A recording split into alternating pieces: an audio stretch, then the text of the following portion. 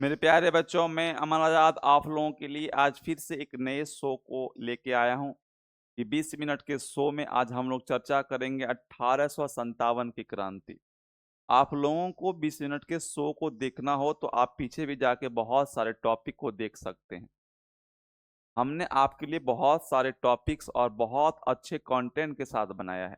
आप 20 minute show एक बार देखते हैं तो आपका पूरा का पूरा एक बार चैप्टर जो है, उससे रिलेटेड चैप्टर वो समाप्त हो जाएगा। आज हम लोग जिस टॉपिक पे बात कर रहे हैं उसका नाम है 1857 की क्रांति। 1857 की क्रांति को कई नाम दिया गया। 1857 की क्रांति को कईयों ने भारत का प्रथम स्वतंत्रता संग्राम कहा, किसी ने इसे धार्मिक आंदोलन का नाम दिया और किसी ने इसे, है ना, 1857 की क्रांति का। तो हम लोग मुख्यतः तीन नाम से जानते हैं: 1857, 1857, 1857 की क्रांति, है ना। अंग्रेज के द्वारा इसे नाम दिया गया धार्मिक उन्माद की लड़ाई। हिंदू मुस्लिम की लड़ाई भी नाम दिया गया अंग्रेज के विरुद्ध, है ना। उसने इसे नाम दिया एक सभ्य सभ्यता के विरुद्ध और सभ्यता की लड़ाई। तो ये कई नाम हम लोग पढ़ते हैं। अब इन सभी नामों को आइए देखते हैं क्या है, इस पे चर्चा करते हैं। 1857 की क्रांति शुरू होती है बहुत सारे कारणों से। उसमें एक प्रमुख कारण है, एक सबसे महत्वपूर्ण और प्रमुख कारण है चर्बी वाला कारतूस। भारत में एक पुराने राइफल ब्राउन बेस राइफल को बंद कर दिया जाता है, उसकी जगह पे एक नए राइफल को लाया जाता है, एनफील्ड राइफल। एनफील्ड, फील्ड मतलब होता है फील्ड से फील्ड बना है। उसमें भर के कारतूस को भर के फिर चलाना होता था। अब उस कारतूस को रखने का क्या समस्या था, तो कारतूस को रखते थे बिना नमी के। उसमें नमी की आवश्यकता नहीं होगी। अगर नमी होगा, अगर कारतूस यानी बारूद अगर पानी में भीग जाए तो वो क्या होगा, वो ना आग लगाएगा ना गोली को आगे ढकेलेगा।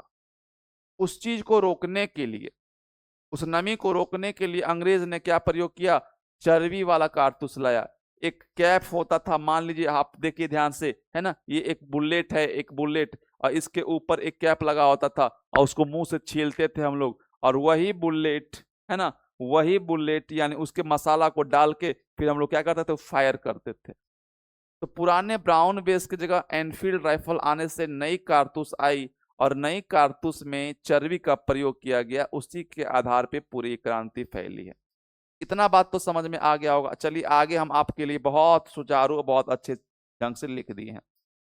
सबसे पहला पॉइंट अच्छे से प्यार से समझते हुए चलना है। मुख्य तत्कालिक कारण क्या था 1857 की क्रांति का, तो एनफील्ड राइफल का आना। एनफील्ड राइफल आया था, है ना, आया। और कौन पुराना था, पुराना था ब्राउन बेस राइफल, इससे हटा दिया गया। पुराना ब्राउन बेस राइफल को हटा दिया गया और इसमें चर्बी वाला कारतूस का प्रयोग किया गया। सर चर्बी क्या चीज का था, दो चीजों का चर्बी था मेरे प्यारे बच्चों, है ना, दो। एक तो सुअर जानवर, जो मुस्लिम नहीं प्रयोग करते हैं, इसके नाम को भी हराम मानते हैं, है ना, इसके नाम लेना भी उनके धर्म में क्या है, गलत माना जाता है। और एक गाय, ये गाय जो हम लोग इसे माता के समान पूजनीय मानते हैं। तो सुअर और गाय के चर्बी का प्रयोग कर कारतूस के ऊपर क्या किया गया, एक कैप बनाया गया जिससे उसमें नमी नहीं हो। अब यही मुख्य कारण था और सबसे बड़ा कारण था 1857 की क्रांति का। एनफील्ड राइफल का आना, ब्राउन बेस का जाना और नए एनफील्ड राइफल के लिए चर्बी वाला कारतूस, और उस चर्बी वाले कारतूस के लिए सुअर और गाय का प्रयोग किया गया था। आगे चलिए। अब 1857 की क्रांति के और कारण थे, है ना, और कारण थे। हम लोग उन सभी कारण को सब बच्चे पढ़ेंगे, हम लोग उन सभी कारण को एक बार पढ़ेंगे, है ना, एक बार सभी हम लोग उस कारण को पढ़ेंगे। आइए। उस समय धार्मिक कारण था।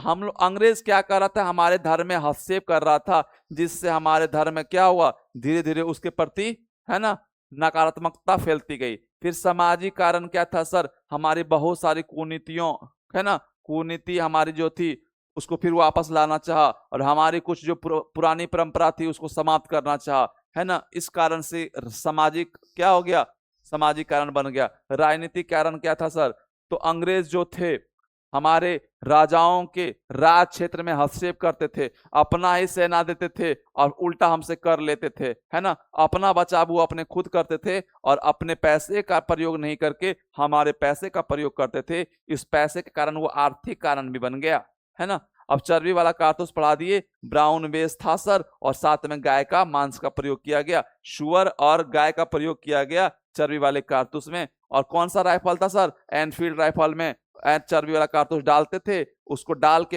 है ना, उसको डाल के प्रेशर देते थे, बारूद एक जगह जमा होता था, उसके बाद हम लोग फायर करते थे। ये हो गया 1857 की क्रांति का कारण। आगे चलिए, अब इसके मुख्य सूत्रधार कौन थे? इसके मुख्य सूत्रधार थे मंगल पांडे। ब्राउन बेस के बारे में सबको पता था, लेकिन चर्बी वाले कारतूस के बारे में पता नहीं था। तो 34वीं रेजिमेंट में एक काम करने वाले मजदूर ने बताया कि हम गाय और सुअर को ना हाथ से छूते हैं और तुम लोग मुंह से छूते हो। बस यही तुम में और हम में अंतर है कि हम अपने देश के लिए गाय, है ना, गाय जानवर को ले आके जमीन में गाड़ देते हैं, और तुम लोग जो भारत के विरुद्ध में लड़ रहे हो, भारत का सिपाही हो, लेकिन तुम लोग क्या कर रहे हो? गाय का और सुअर का, दोनों के चर्बी का प्रयोग कर रहा है। ये आपसी बात करते करते पूरे क्या हो गए, पूरे रेजिमेंट में फैल गई, और पूरे रेजिमेंट में फैलने के बाद यही मुख्य कारण बनी। और जब मंगल पांडे के दिमाग में गया तो मंगल पांडे बोले हम ब्राह्मण हैं जात से, हमारा धर्म समाप्त हो गया, खत्म हो गया, अब सबका धर्म हम ले डूबेंगे। तो इन्होंने क्या किया, है ना, 34वीं रेजिमेंट के थे ये बंगाल में कहाँ बोलेगा? तो बंगाल में बैरकपुर है, ब्राह्मण कास्ट से थे, बैरकपुर छावनी में थे, 34वीं रेजिमेंट थी। इन्होंने 29 मार्च को दो व्यक्ति जनरल बाग को, अब देखो ध्यान से, वो उस बंदूक में एक गोली डालते थे, फायर करते थे, एक गोली डाले, फायर किए, जनरल बाग की मृत्यु हो जाती है। अब जैसे ही साथ में हीरोज था, हीरोज घूमता है, हीरोज को तलवार डाल देते हैं उसके पेट में, हीरोज का राम नाम सत्य हो जाता है ना। तो एक साथ जनरल बाग और जनरल हीरोज को मार देते हैं तलवार से। अब 8 अप्रैल को इनको फांसी दे दी जाती है। जब आप 8 अप्रैल को इनको फांसी दे जाती है, कहां दे जाती है सर फांसी? बताइए, बलिया में। कहा, सॉरी, ये दिया जाती है 34वीं रेजिमेंट में, है ना, बंगाल में। कहा? बंगाल में। जब फांसी दे दी जाती है, ये बात पूरे आग की तरह पूरे हमारे हिंदुस्तान में फैल जाता है। जब बात मेरठ तक आता है तो मेरठ के लोग उग्र हो जाते हैं, और मेरठ के लोग बोलते हैं चलो दिल्ली चलेंगे, दिल्ली पर कब्जा करेंगे, वहीं से नेता चुनेंगे और पूरे भारत में ऐलान कर देंगे कि 1857 की क्रांति शुरू हो गई है, आप अपने अपने क्षेत्र से लड़ना प्रारंभ करिए। आइए आगे देखते हैं। अब आता है मेरठ की घटना। मेरठ में 10 मई को सभी लोग साथ में जुटते हैं, और यही शुरुआत होती है 1857 की क्रांति का स्टार्टिंग पॉइंट, है ना, यही शुरू होता है। अब 11 मई को लोग दिल्ली चल देते हैं, पैदल दिल्ली जाते हैं, 11 मई को पैदल दिल्ली जाते हैं मेरठ से दिल्ली। और 12 मई को लाल किला फतह कर लेते हैं, लाल किला पे जिंदाबाद का नारा लगता है ना। और हिंदुस्तान के नेता के रूप में चुने जाते हैं कौन? बहादुर शाह जफर, एक बूढ़ा व्यक्ति है जिसको हिंदुस्तान का नेता लोग चुन देता है। ये असफलता का मुख्य कारण बन जाता है, आगे उसको समझेंगे, पहले समझते हैं। तो 12 मई 1857 को क्या होता है? 12 मई 1857 की घटना होती है, बहादुर शाह हमारे पूरे देश के नेता बन जाते हैं। बहादुर शाह जफर को ही बहादुर शाह द्वितीय भी बोलते हैं, है ना। अब इस पूरे घटना को एक व्यक्ति देख रहा था, उसका नाम क्या था? मिर्जा गालिब। मिर्जा गालिब भारत का वो बहुत बड़ा शायर था, वो पूरे घटना को एक शायराना अंदाज में बताता है पूरे घटना को। और उसी समय एक इतिहासकार होते हैं जिनके किताब को पूरे भारतवर्ष में, है ना, 1857 की सरकारी बुक मानी जाती है, वो सेन गुप्त के द्वारा 1857 की क्रांति की किताब लिखी गई, है ना। और मंगल पांडे सूत्रधार थे इसके, और साथ में मिर्जा गालिब ने उस घटना को अपने आंखों से देखा और अपने प्यारे प्यारे होठों से और अपने कलम से उसने उस चीज को लिख दिया। आगे चलते हैं। 1857 की महत्वपूर्ण बातें, क्या क्या इंपॉर्टेंट बातें, ध्यान से सुनिए, समझिए। नारा क्या था सर? नारा था कमल और रोटी। नारा था क्या? कमल और रोटी। रोटी को कहीं कहीं चपाती बोलते हैं। शुरुआत कब हुआ सर? 10 मई से शुरुआत हुआ, मेरठ से शुरुआत हुआ। नेता कौन था सर? नेता बहादुर शाह जफर था, या बहादुर शाह द्वितीय बोलते हैं। सर्वाधिक सेना कहां से भाग ली थी सर? सबसे अधिक सेना यूपी वाले क्षेत्र, यानी अवध वाला क्षेत्र में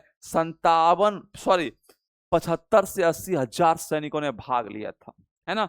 वायसराय कौन था सर? वायसराय लॉर्ड कैनिंग था। पूरे बीज को बोता है डलहौजी, लेकिन उस समय कौन था? लॉर्ड कैनिंग था। कौन था? लॉर्ड कैनिंग था। और उस समय ब्रिटेन में प्रधानमंत्री कौन था? पाल्मर्स्टन एक व्यक्ति है जो उस समय ब्रिटेन का प्रधानमंत्री हुआ करता था, जिसने 1857 की पूरी क्रांति को, है ना, अपने पीएम पद पे रहते हुए देखा। चला जाए आगे बच्चे।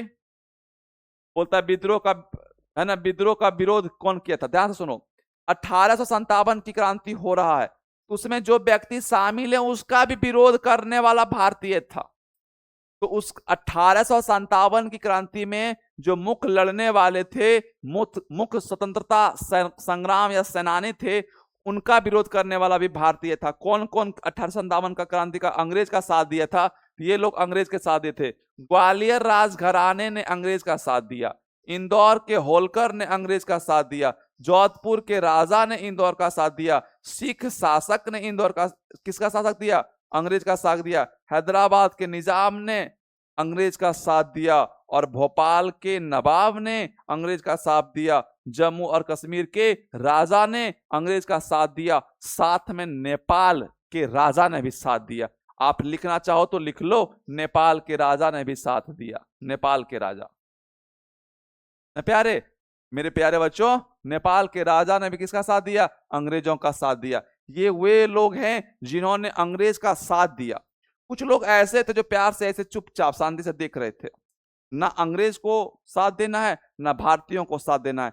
कुछ ऐसे भी लोग थे, है ना, जो अभी वाले रील बनाने वाले रोड पे लोग हैं ना, वही लोग की चर्चा मैं कर रहा हूं। तो उस समय कुछ 3 तरह के लोग थे जिन्होंने 1857 क्रांति में भाग नहीं लिया, ना अंग्रेज की तरफ से ना हिंदुस्तान की तरफ से, है ना। तो पढ़े लिखे लोग ज्यादा मूर्ख होते हैं, कभी कभी बोला जाता है, वही पढ़े लिखे लोग ने 1857 क्रांति में किसी का साथ नहीं दिया। साहूकार जमींदार बोलते हैं, जो बहुत जमीन रखते थे, अंग्रेज कभी कभी वो क्या करता था, माफ कर देता था। तो ऐसे लोग भी थे, चाटुकार लोग थे अंग्रेज के, जिन्होंने इसमें साथ ही नहीं दिया, भाग ही नहीं लिया। मध्यम वर्ग कमाएगा खाएगा कि लड़ने जाएगा, तो मध्यम वर्ग भी साथ नहीं दिया। ये 3 लोग थे जो इस युद्ध से तटस्थ रहे, जिनको इस युद्ध से कोई मतलब नहीं था, है ना। साहूकार बोलते हैं, जमींदार बोलते हैं, मध्यम वर्ग बोलते हैं, और कौन? पढ़े लिखे वर्ग बोलते हैं। क्या प्यारे बच्चों, समझ में आ रहा है पूरा बात? समझ में आ गया? आइए चलते हैं आगे। कौन कौन क्षेत्र में कौन लड़ा, किसने किस क्षेत्र में अपने अपने प्रतिनिधित्व को दर्शाया, किसने अपने अपने प्रतिनिधित्व को, है ना, बताया कि हाँ मैं जिंदा हूं, मैं लड़ रहा हूं, तुम लड़ो या ना लड़ो, मैं तो लड़ूंगा। तो वैसे बहुत सारे लोग हैं प्यारे बच्चे, बरेली है, कानपुर है, आरा है, अवध है, झांसी है, हरियाणा है, संभल है, इलाहाबाद है, ग्वालियर कानपुर है, लखनऊ है, बैरकपुर है, दिल्ली है। ये वैसे लोग हैं जिन्होंने क्या किया? अंग्रेज के विरुद्ध में लड़ा। मेरे प्यारे बच्चों, समझ में इतना बात आई आप लोगों को, है ना। और आप लोग प्रत्येक दिन मेरे साथ जुड़िएगा एक 20 मिनट के शो में, आपको बहुत मजा आएगा, है ना, आपको बहुत मजा आएगा। आइए हम लोग इसमें चलिए बहुत कुछ लिखते चलेंगे और देखते चलेंगे। आप मेरे साथ हैं तो कुछ सीखते चलिए मेरे साथ। सर बरेली से खान बहादुर खान, सर बरेली से कौन? खान बहादुर खान ने क्या किया? अंग्रेज का विरोध किया। दिख रहा है बच्चे? कानपुर से नाना साहब, सर नाना साहब का बचपन का नाम क्या है? नाना है, नाम ही नाना है, उम्र हो गया, पेट बड़ा हो गया, तो बोलते हैं धोधू पंत। क्या बोलते हैं? धोंधू पंत बोलते हैं। क्या किसी को कोई दिक्कत, कोई दुख, कोई तकलीफ? मेरे प्यारे बच्चे बोलो, एकदम आराम से बोलना है ना। धोधू पंत बोलते हैं। आइए लिखते हैं इनका नाम। इनका नाम क्या है सर? धोंधू पंत।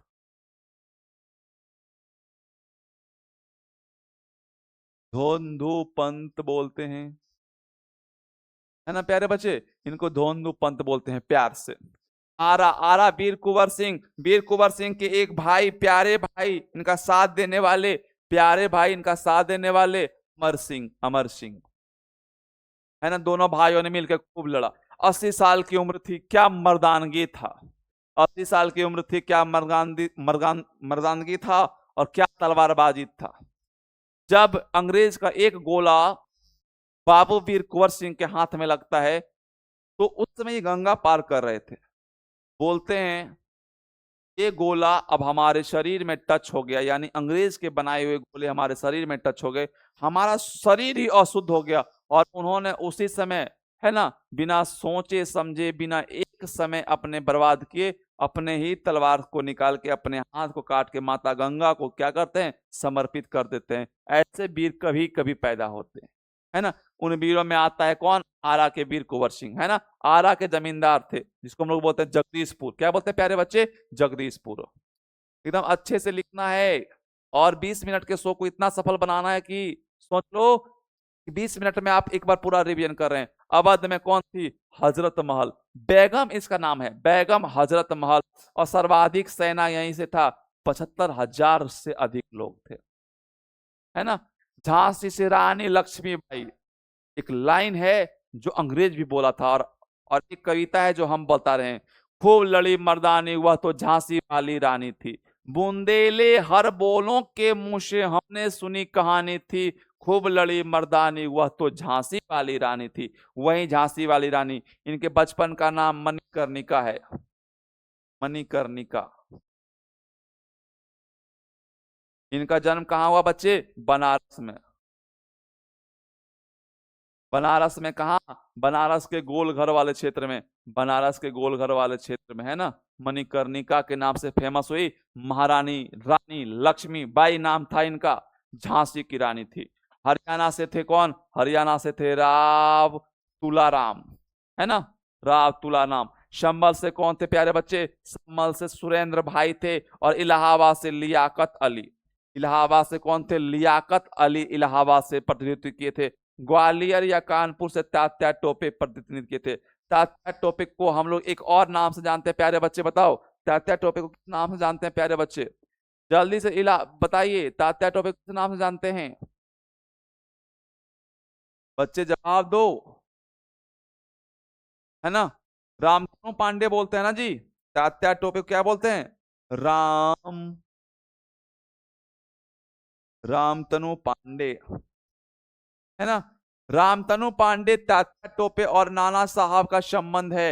ये एक दूसरे के बहुत प्यारे व्यक्ति हैं, और ये इनके सिपाही रहे हैं। नाना साहब उनके क्या रहे हैं। अब लखनऊ से बेगम हजरत महल, लखनऊ से बेगम हजरत महल, और बैरकपुर, बैरकपुर से मंगल पांडे, है ना, जिसने शुरू किया, मंगल पांडे ने शुरू किया। और दिल्ली से बहादुर शाह जफर, दिल्ली से बहादुर शाह जफर। और बहादुर शाह जफर जब चला जाता है तो उसके साथ वक्त खान, कौन था, वक्त खान। इतना बात आप बच्चे याद रखिएगा, है ना। आपका ये 20 मिनट शो हम लोग अब समाप्त करते हैं। सभी बच्चों को उम्मीद है कि समझ में आ गया होगा। क्या प्यारे बच्चों, सभी को समझ में आ गया, बताओ एक बार, प्यारे मेरे बच्चे बताइए, सभी को समझ में आ गया। अब कुछ महत्वपूर्ण लाइन लिखते हैं प्यारे बच्चों, आ जाओ महत्वपूर्ण लाइन, है ना, महत्वपूर्ण, दिख रहा है, बोलो दिख रहा है, महत्वपूर्ण लाइन। किसने क्या कहा था, आइए एक बार लिखते हैं। किसने क्या कहा था, एकदम शॉर्ट में समझा देंगे, कभी जिंदगी नहीं होगा, है ना। भारत का प्रथम, भारत का प्रथम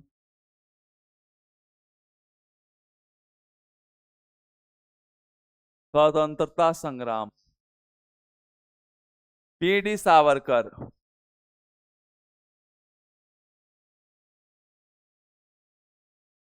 भारत का प्रथम स्वतंत्रता संग्राम बीडी सावरकर। कैसा बच्चा दिख रहा है, आप लोग नोट करते चलना। भारत का राष्ट्रीय विद्रोह किसरेली, डिजरेली, राष्ट्रीय विद्रोह,